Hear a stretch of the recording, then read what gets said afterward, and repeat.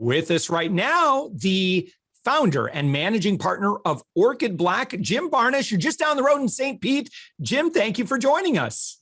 Pleasure to be here, Josh. Please tell us at a high level what Orchid Black does. By the way, Orchid Black is found on the web at orchid.black, which I didn't know you could, .black was a domain extension that you could use. Yeah, it's crazy. Anything's possible these days. Yeah, tell us what you do.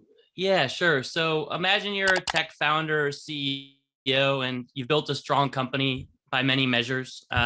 You've achieved success, right? You're hitting a lot of your targets, but you might be missing some others. Whether that's getting past 5 million or 10 million or 20 million in revenue. By all means, you might be a little bit stuck. You realize that there's an opportunity to grow your business, and that you really want to maximize the value of that business prior to exit. And ultimately, you wonder if there's anyone out there who can help you do that, and also is willing to put their fees or their compensation in line with performance being able to increase the value of that business. And that's essentially what we've built at Orchid Black is we focus on taking companies, helping them realize where all the unlocked value in their business is, tech companies, B2B tech companies specifically, and ultimately put together a program or a roadmap around value creation that's between 6 months and 3 years that will help a company get to the next level and maximize wealth and value creation for not only the company, but the founder that got started doing so in the first place. Yeah. So what would be some examples of who you've worked with or maybe a particular outcome that you've helped create? Yeah, quite a few of them. I would say that ultimately the one that comes to mind the most is a very common challenge, a common persona, if you will. Mm-hmm. A great example of founders that are really struggling with growth as their number one obstacle and kind of wonder what it will take to get their growth unstuck.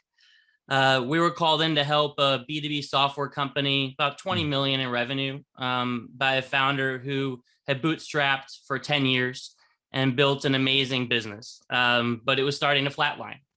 He wanted to exit in the next year and spend his time investing in other startups, doing all sorts of stuff with his family that he had neglected for so long. And ultimately, kind of going on to the next phase in his life, if you will. Because he had low new logo growth, the valuation was not what he expected when he went out to the market, nor anything where he would have wanted to exit for. And so he tried what he had always done, strategies to grow, strategies to drive value in his business, if you will. But ultimately, none of his old strategies were working, and the forecast was only getting worse. And ultimately, that means that the value of the business is ultimately getting lower as well. And so he called us in, Orchid Black, for a couple of weeks. We ran our value creation process. And in 4 weeks or so, the founder had a roadmap on how to increase the value of his business by about 50% over the next 12 months. He was so pleased with the work that we did on the road mapping process that we stayed on to help run the business. And we were so confident in both the founder and the business and the work that we were doing that we sacrificed a large percentage of our cash, taking equity in lieu of cash. Wow. The outcome was awesome. Increased the value of the business by about 55% in 7 months versus the intent, which was 50% in 12 months. And everybody won big. Ironically, the founder did not go on to just spend time with his family or invest in other startups. We're actually creating another business with him as we speak. So it's one of those scenarios that ultimately we had a great win, and now we're working on another win with the same founder. Looking at your website, a couple of things I'm going to point out is that you've worked with some really big companies, Intel, Dell, Amazon, Microsoft, Oracle, Groupon, Square, eBay, Nest, IBM, Hilton, Southwest. So that's one thing I noticed in terms of you guys are no slouches. And then the other thing, when I click on the team, holy cow, do you guys have a lot of experience? We do. And so what's kind of the origin of Orchid Black? Like, how did you Where did this all come from? Yeah. So, long story short, to your point, Orchid Black is really a SWAT team of about 35 hand-selected strategists, operators, and M&A specialists. We've all got our very unique expertise, whether that's around product or M&A or operations or strategy. But all of us have the same things in common. We've all been consultants, we've all been operators, and we've all been founders or entrepreneurs. And so ultimately, we understand the lens from all three of those seats, which is very unique in working with the companies that we serve, which are founder-led companies, typically between a few million and 50 million. And where a lot of that enterprise process experience comes in is, you mentioned big companies that we're working with, is it takes a lot to really understand how companies grow and thrive through different stages of growth and evolution. And every one of our operators has been through those stages, right? They've seen companies grow and thrive. They've seen other companies they've been at wilt, if you will. And that's really important, those failures and successes, as you think about how to do things like increase revenue growth, increase profitability, increase retention, things that are ultimately the things driving the business forward, increasing the value of the business, if you will. And so our origin story around that is really that we've all worked with each other to some degree for the last few decades, whether that be a couple of us or all of us on a project.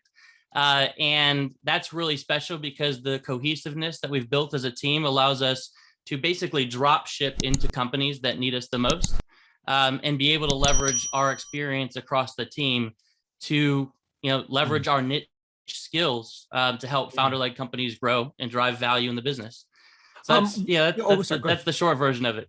Yeah. So, and those are obviously, I highlighted some of the big companies that you've worked with, but what are some of the other, like, who would be kind of like your ideal customer that you work with on a regular basis? Yeah. So it's our ICP, or our ideal customer profile, if you will, are companies between 3 million and 50 million in annual revenue, companies that are in the black, which is part of where the name comes from, or have line of sight towards being in the black or profitable. Companies that have not taken institutional private equity or venture capital money, and companies that are founder-led, who have taken their company to a really awesome state, really awesome point on their own, but who are looking for outside expertise to help take the company to the next level. That's essentially where our value proposition fits in the best. And what would you say that your typical client isn't, like, they're not well optimized in a certain area? Like, what aspect of revenue generation or revenue creation are you focused on? So we're really focused on a few things. I'll put them in value creation categories, if you will. Yeah. So revenue generation is easily the one that people struggle with the most. There's second area would be product market fit. We have a lot of services around validating and driving true product market fit, which, believe it or not, many companies at 10 million in revenue have not actually achieved true product market fit. It's kind of crazy to think about. And then capital or cost optimization is where I would put the third. So we do all of those bucketed items, if you will. Typically, there's all three that happen at some point in the evolution of our engagement. But the core obstacles underneath that next layer are, number one, strategy and talent misalignment, right? Hiring the wrong people in the wrong places at the wrong time. Lack of product market fit, which I think I mentioned. A lot of pricing and cost issues, right? Your customer acquisition cost is incredibly high. Customer lifetime value is incredibly low. Things like, failed go-to-market or failed expansion, operational inefficiencies, all sorts of things that ultimately are the reason why when companies go to exit, they don't see anywhere near the transferable value or multiples that they're looking for. Yeah, for sure. So what is the process like then when someone engages with you? Like, how long are you typically working together? Like, how do you go on site? Are you, maybe kind of take me through that a little bit. Yeah. Ultimately, where we start is we knew there was a challenge on how to create something super comprehensive yet simple that would analyze exactly how much unlocked value creation opportunity there was in the business and in the tangential markets that the business could serve. But founders can't, especially in the companies that we serve, the 50 million and below, cannot spend $1 million on an army of big 3 or big 4 consultants, right? They also can't wait 6 months to get to the answer. And so our answer became the value creation assessment, which is really the first step in our process, our VCA, as we call it. It's a system that looks at a company from every angle: strategy, talent, product, revenue, and operations, and ultimately really focuses on all of our years of experience, all of our energy figuring out why companies fail, why companies succeed, dialing in on that so founders don't have to figure out where their unlocked opportunity is. It's something that we plug and play as the first phase of every engagement. And we're able to tell exactly, diagnose the what a company needs in order to grow and maximize the value of their business. And then we leverage our playbook and our operators, our blueprints, if you will, the how, to operate alongside founders to make sure that the plan gets done. So it's really a couple phases in that process. First, that value creation assessment, and then our execution, if you will. So you've been at the helm here for some time, and I would imagine that you've seen some trends. What trends in particular would you say that folks ought to be paying attention to in the area of revenue generation, say over the next couple of years? Like where do you see things kind of moving? Yeah, a lot of things around talent, around who to be looking for revenue generation, but putting that on the side for a moment. And focusing strictly on how to generate more revenue, because I think that's what everyone always wants to know.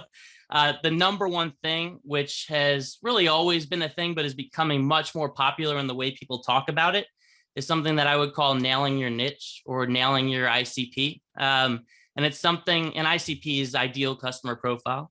It's something we as business owners always look past. We know that other companies have to nail who they serve, but when it comes to ourselves, we seem to ignore these basic concepts of intellectual honesty, of trying to be things to all people rather than just focus on where we're great, because we want to help and we want to turn profitability and we want to get to the next level. But what we don't realize is this actually hurts us to not nail our niche, to not focus on our niche. And sure, at the beginning, it might feel good because we're getting customers. Yeah. But ultimately, it doesn't, at the end of the day, it doesn't translate into more value.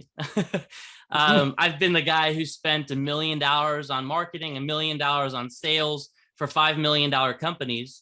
That was driving a lot of activity and leads, but nothing converted. Right. And in time and time again in these businesses, we would look at where we were positioning ourselves, right? Where we were targeting, where we were focusing our message versus we were focusing our spend, and nailing that niche, right? Nailing that ICP often became a big part of what we were missing. And that is just something that we see time and time again with founders. I think something that we'll see more and more of as we'll call it the content abundance that we're pounded with on a daily basis becomes more and more focused on little hacks and little things that you can do to drive more growth rather than true strategy and true strategic growth.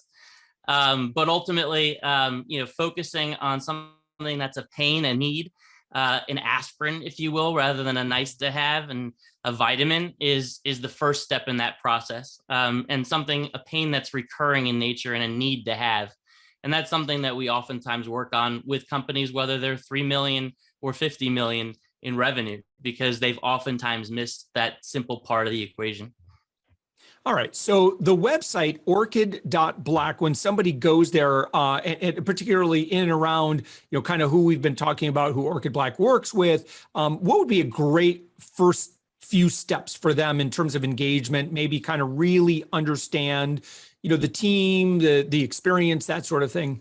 Yeah. I think the first thing is I am fortunate enough to now be at the point where I'm able to take office hours every week to just see if I can help founders, whether it's something business oriented or something that I'm also very passionate about, which is, founder burnout and personal oriented. I take a few hours every week just to see if there's any connections I can make, whether they're within my own company or others. And so reach out to me on LinkedIn. I'm very active there.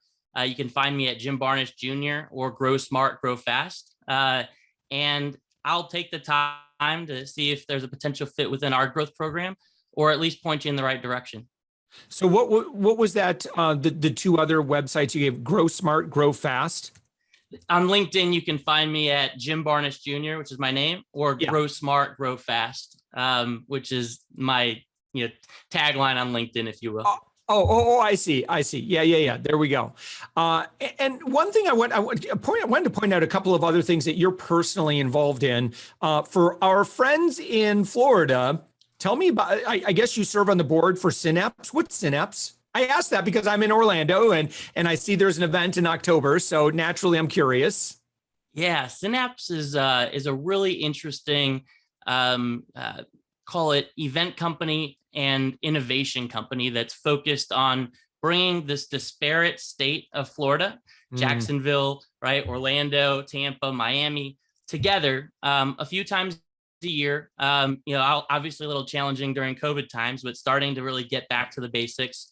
And now virtually as well, to drive innovation and growth around technology in the state of Florida. And I'm really passionate about it because I've been involved with it since the very beginning. It was founded by some folks that are very good friends of mine that I will always be supporters of. But ultimately, at the core of it, it's how do we drive innovation and growth and people to the state of Florida to support technology companies. And that's something that we're seeing a massive upswing in as it relates to growth of technology companies and technology talent, if you will.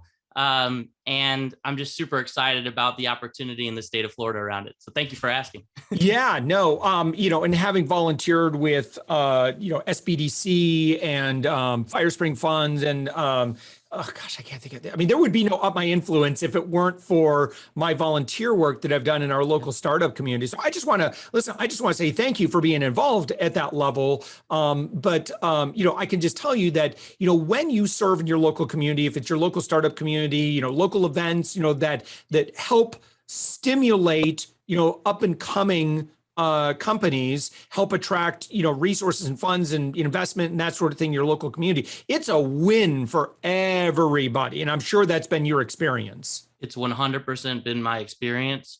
And you've always got to have a little bit of selfish intent as well. It's something I always tell people, like, don't just volunteer to volunteer. Find the firms that are the most strategic or the things that you're the most passionate about, because it'll always come full circle.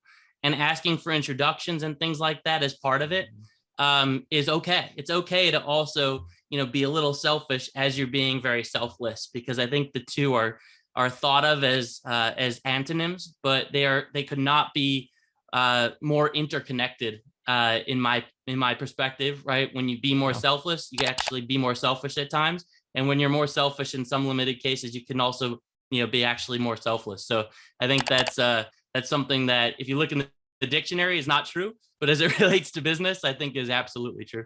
Well, I mean, it comes down to layers of engagement, right? And so obviously there's this stuff I'm happy to do pro bono, happy to do that.